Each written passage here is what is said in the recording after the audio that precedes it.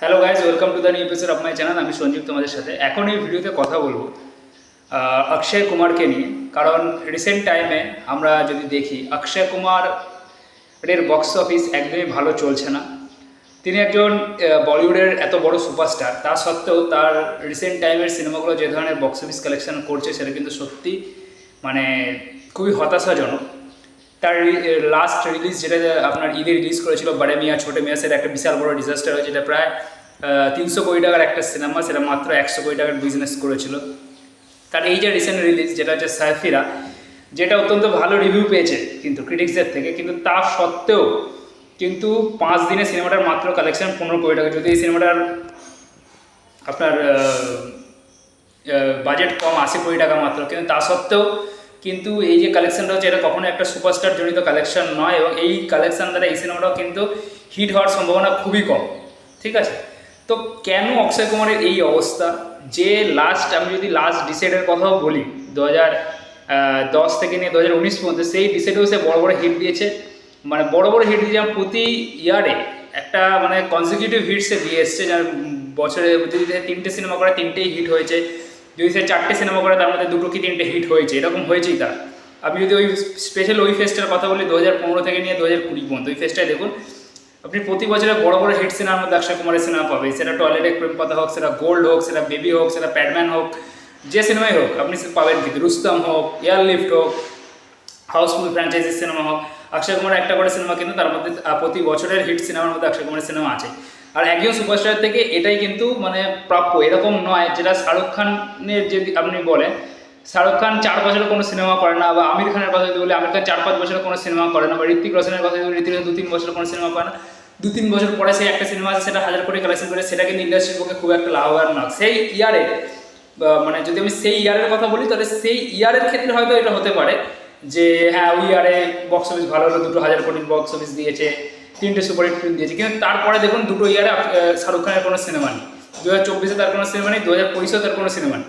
তো এটা কখনোই হতে পারে না যে এই একটা আমি 3-4 বছর অন্তর অন্তর একটা সিনেমা করবো, একটা হিট দেবো বা 2টো হিট দেবো, আবার 3-4 বছর গ্যাপ দিয়ে দেবো। এটাতে কোনো ইন্ডাস্ট্রির উন্নতি কিন্তু হয় না। ইন্ডাস্ট্রির উন্নতি এটাতেই হয় আমি মিড বাজেটের এক সিনেমা করবো, সিনেমা করে প্রতি বছরে কনজিকিউটিভ হিট দিয়ে যাবো। ঠিক আছে, যেটা আমরা যদি আমি একটু আগের দিকে চলে যাই, তাহলে ধর্মেন্দ্র দেখতে পাবো যে প্রতি বছর তার সিনেমা কিন্তু এরকম নয় যে বিশাল বড় বড় হিট হয়েছে, এরকম নয়, কিন্তু তার কনজিকিউটিভ হিট প্রতি বছর হয়েছে। অমিতাভ বচ্চনকেও আমরা দেখবো 70s-এর কথা যদি বলি, 70s বা আর্লি 80s-এর কথা বলি, অমিতাভ বচ্চনকে দেখবো সে প্রতি বছর সিনেমা করে যাবে, সে তার সিনেমাগুলো কিন্তু হিট হয়েছে বড় বড়। লেট 80s-এর মিঠুন চক্রবর্তীর কথা যদি বলি আপনি দেখতে পারেন সেটাই। বাট অক্ষয় কুমারও কিন্তু এই জেনারেশনে দাঁড়িয়ে অক্ষয় কুমার কিন্তু সেই সেম জিনিসটাই করেছিল, যেটা অন্য কোনো স্টার সেরকম জিনিস করে না, এক্সেপ্ট অজয় দেবগন। ঠিক আছে, অন্য কোনো স্টারে কিন্তু সেরকম জিনিস নেই যে প্রতি বছর সিনেমা করা। অজয় দেবগনের আসে, অক্ষয় কুমার এমন একজন স্টার যে কিন্তু প্রতি বছর 3-4টে করে সিনেমা করতো এবং হিট হতো। বাট আনফর্চুনেটলি এই যে সময়টা চলছে, এই সময় কিন্তু অক্ষয় কুমারের মানে বলতে গেলে একদমই খারাপ অবস্থা চলছে। তার সিনেমা মানে ব্যাক টু ব্যাক ডিজাস্টার হচ্ছে। OMG 2 মাঝখানে একটা সুপারহিট হয়েছিল, কিন্তু সেটাও কিন্তু পুরো রেটটাই কিন্তু চলে গেছে সিনেমা স্টোরি লাইন আপ এবং পঙ্কজ ত্রিপাঠীকে। সেখানে অক্ষয় কুমারের রোলও কম ছিল অনেকটা। তো সোলো অক্ষয় কুমার স্টার, যেটা পুরো অক্ষয় কুমারের স্টারডামের উপরে নির্ভর করে যে সিনেমাগুলো হচ্ছে, সেগুলো কিন্তু একেবারে মুখ থুবড়ে পড়ছে। তো কেন এই জিনিসটা হচ্ছে? ফার্স্ট অফ অল যেটা দেখুন, যেটা আমার মনে হয় যে সিনেমার কোয়ান্টিটি বেশি হচ্ছে, প্লাস কোয়ান্টিটির মধ্যে কিন্তু সেরকম দম নেই, মানে কোয়ালিটিটা সেরকম নেই। কোয়ান্টিটি বেশি হচ্ছে ঠিক আছে, কিন্তু তার সাথে যদি কোয়ান্টিটির মধ্যে যদি কোয়ালিটি মিশে থাকতো, আমার মনে হচ্ছিল না যে এরকম বক্স অফিস ডিজাস্টার সে দিত। কিন্তু আমার মনে হয় বাজেট হয়তো সিনেমার অনেক বড় বড়, অক্ষয় কুমার কিন্তু অনেক বড় বড় অ্যামাউন্ট চার্জও করছে সিনেমাগুলোর জন্য, কিন্তু কোয়ান্টিটি কিন্তু কোনো কোনো জায়গায় খুবই খারাপ। ঠিক আছে, যেমন তার একটা বড় উদাহরণ হচ্ছে বচ্চন পান্ডে, তার একটা বড় উদাহরণ হচ্ছে বড়ে মিয়াঁ ছোটে মিয়াঁ। এর ফলটা কি হচ্ছে, এই যে কোয়ান্টিটি খারাপ, আমি কতগুলো সিনেমা করছি, যেমন কাঠপুতলির কথা যদি আমি এর মধ্যে ধরে নিই, যেটা OTT রিলিজ পেয়েছিল, তো আমি কোয়ান্টিটি অনেক করছি কিন্তু তার মধ্যে কোয়ালিটি থাকছে না। এবং এরকম 3টে বাজে কোয়ালিটির সিনেমার মধ্যে যদি আমার একটা ভালো কোয়ালিটির সিনেমা চলে আসে, তাহলে এই বাকি যে আমি 3টে বাজে কোয়ালিটির সিনেমা করছি, সেই জন্য মানুষ এই ভালো কোয়ালিটির সিনেমাটাকে দেখতে যাচ্ছে না। এটা হচ্ছে বড় কারণ অক্ষয় কুমারের সিনেমার ফেলিয়ারের। ঠিক আছে, প্লাস হচ্ছে এই যে রিমেক সিনেমা করা, যেমন বচ্চন পান্ডে একটা রিমেক ছিল, এই যে সারফিরা যেটা এত ভালো রিভিউ পেয়েছে, এত ভালো পারফরমেন্স করা সত্ত্বেও যেহেতু একটা আউট অ্যান্ড আউট একটা রিমেক সিনেমা, লোকে কিন্তু সিনেমাটা থেকে মুখ ফিরিয়ে নিয়েছে। এটা একটা বড় কারণ। আপনি দেখবেন না যে এই সিনেমা যেগুলো অক্ষয় কুমার করেছে সেগুলোর প্রোডাকশন ভ্যালু কোনোটারই কম। ঠিক আছে, প্রত্যেকটা সিনেমা আপনি দেখবেন মিনিমাম 100 crore আর ম্যাক্সিমাম টু 300 crore এরকম বাজেট। সেটা এই আপনার সম্রাট পৃথ্বীরাজ হোক, বড়ে মিয়া ছোটে মিয়া হোক, প্রত্যেকটা সিনেমা কিন্তু বড় বড় বাজেট। ইভেন যেগুলো তার ফ্যামিলি ড্রামা লাইক রক্ষাবন্ধন, এই সিনেমাটার বাজেট কিন্তু 75 থেকে 80 কোটি টাকা। তো ভালো প্রোডাকশন ভ্যালু সে সিনেমা করছে, সে নিজে অ্যামাউন্ট ভালো করছে, কিন্তু ভালো কোয়ালিটির সিনেমা সে করছে, কিন্তু মাঝখানে যে অনেকগুলো বাজে কোয়ালিটির সিনেমা সে করে দিয়েছে, তার ফলে তার ভালো কোয়ালিটির সিনেমাগুলো মানুষ দেখতে যাচ্ছে না। ঠিক আছে, কারণ কোয়ান্টিটি, আমার মনে হয় না কোয়ান্টিটি ডাজ নট ম্যাটার। কোয়ান্টিটিতে সিনেমা কিন্তু অক্ষয় কুমার এর আগেও প্রচুর করেছে। আপনি যে কোনো সময় যে কোনো ইয়ার দেখুন, অক্ষয় কুমারের 3টের কম সিনেমা রিলিজ হয়েছে, এরকম সিনেমার সংখ্যা মানে এরকম সাল নেই। প্রতি বছরই এরকম প্রত্যেকটা সালে অক্ষয় কুমার 3টে করে সিনেমা করেই কিন্তু। তো আমার মনে হয় না যে কোয়ান্টিটি ম্যাটার করে এখানে, ঠিক আছে। বাট হ্যাঁ, কোয়ালিটিটা অবশ্যই ম্যাটার করে। এখনকার যে সিনেমাগুলো করছে অক্ষয় কুমার, সেগুলোর কোয়ালিটি একেবারেই মানে ভালো নয়। জাস্ট কয়েকটা সিনেমা আমি যদি বলি, প্লাস এই যে রিমেকের কথাটা বললাম সেটাও ঠিক হচ্ছে না। ঠিক আছে, এবার নেক্সট যদি যে জিনিসটা আমি বলবো সেটা হচ্ছে, অনেকে বলে যে অক্ষয় কুমারের তাহলে একটা গ্যাপ নেওয়া উচিত, সে ভালো স্ক্রিপ্ট চয়েস করে তাকে তার আবার কামব্যাক করার, যেরকম শাহরুখ খান করেছে।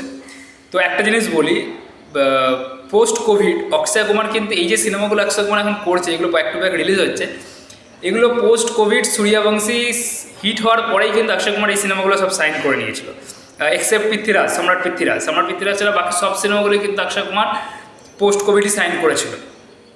এবার প্রত্যেকটা এসে হাই অ্যামাউন্ট পেয়েছে এবং প্রত্যেকটা কিন্তু বড় বড় ভ্যালুড সিনেমা। এবার যদি দেখুন একটা এই যে সিনেমাগুলো, যেমন আমি যদি বড়ে মিয়া ছোটে মিয়ার কথাও বলি, সিনেমাটা যদি ধরুন রিলিজই না পেত, তাহলে কিন্তু প্রডিউসারের যতটা এখন যতটা লস হয়েছে, তার থেকে কিন্তু আরও বড় অ্যামাউন্ট লস হতে পারতো। একটা সিনেমা যদি রিলিজ হয়ে গেল বা তৈরি হওয়ার পরে স্লেভড হয়ে যায়, তাহলে কিন্তু হিউজ অ্যামাউন্ট লস হয়।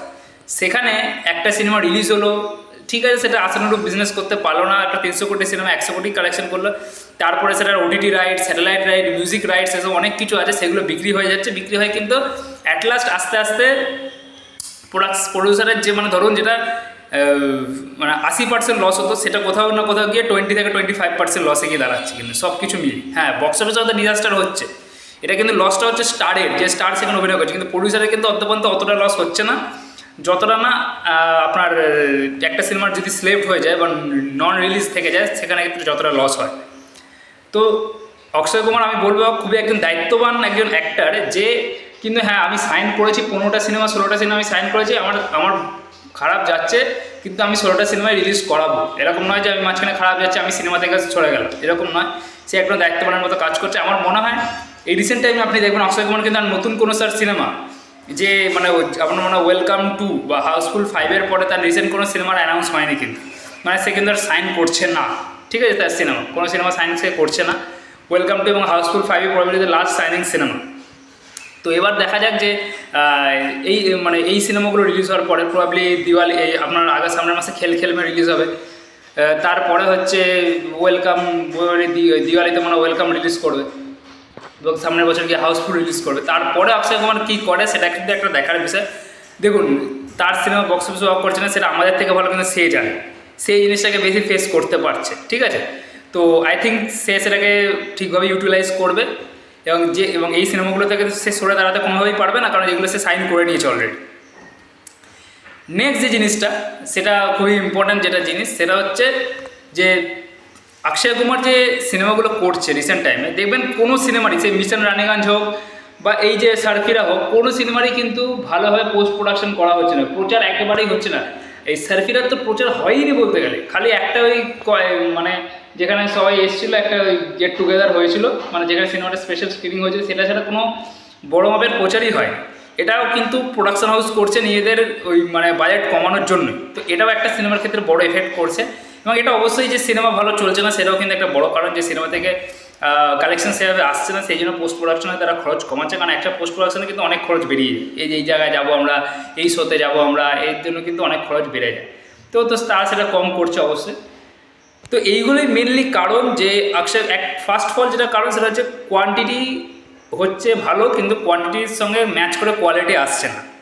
ঠিক আছে, এইটা একটা বিশাল বড় কারণ যে সিনেমা বক্স অফিসে ভালোভাবে ওয়ার্ক করছে না। সেকেন্ড যে জিনিসটা হচ্ছে সে যে সিনেমাগুলো সাইন করেছে সেগুলো অনেক আগে সাইন করা সিনেমা, ফলে এই সিনেমাগুলো দ্রুত করে রিলিজ যত তাড়াতাড়ি সম্ভব রিলিজ হচ্ছে দ্রুততার সঙ্গে।